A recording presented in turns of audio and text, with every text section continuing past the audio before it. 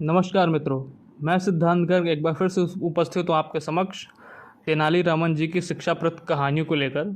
और आज की जो कहानी है वो उसका नाम है गुलाब के फूल। तेनालीराम की पत्नी को गुलाब के बड़े बड़े फूलों को अपने जूड़े में लगाने का बहुत शौक था। उसकी पसंद के फूल केवल राज उद्यान में ही थे, अतः वह अपने बेटे को वहाँ भेजकर चोरी से एक फूल रोज तोड़वा लेती थी। तेनालीराम से जलने वाले दरबारियों को जब यह पता चला तो उन्होंने तेनालीरामन की बेइज्जती कराने का निर्णय लिया।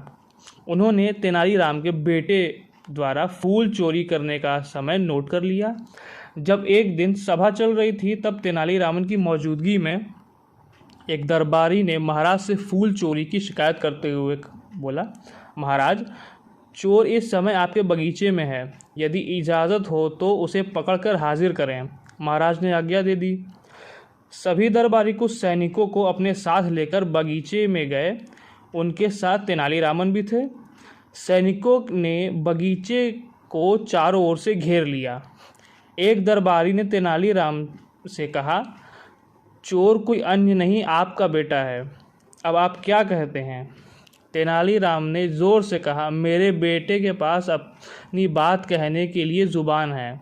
वह स्वयं महाराज को बता देगा कि वह बगीचे में क्या करने आया था। वैसे मेरा ख्याल यह है कि वह अपनी माँ की दवा के लिए पौधों की जड़ लेने आया होगा, न कि गुलाब के फूल चोरी करने के लिए। तेनालीराम के बेटे ने बगीचे के अंदर ये शब्द सुन लिए। दरअसल उसे सुनाने के लिए ही तेनालीराम इतने ज़ोर से बोले थे। वह फौरन समझ गया कि उसके पिता क्या कहना चाहते हैं, अतः उसने झोली में एकत्रित किए फूल फेंक दिए और कुछ पौधों की जड़ें उखाड़कर अपनी झोली में रख ली और बाहर आ गया।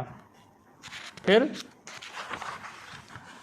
जैसे ही तेनालीराम का बेटा बगीचे से बाहर आया, वैसे ही सैनिकों ने उसे पकड़ लिया और दरबार में पेश किया। महाराज, ये है आपके बगीचे का चोर यानी तेनालीराम का बेटा।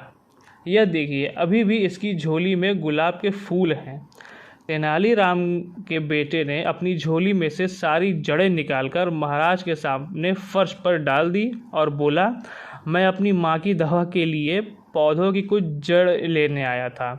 यह देखकर महाराज ने दरबारियों को खूब फटकार लगाई।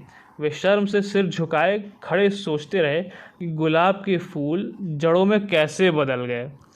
तो ये थी आज की कहानी, और आपको कहानी पसंद आई हो तो चैनल को लाइक शेयर सब्सक्राइब अवश्य करें। जय हिंद, हर हर महादेव।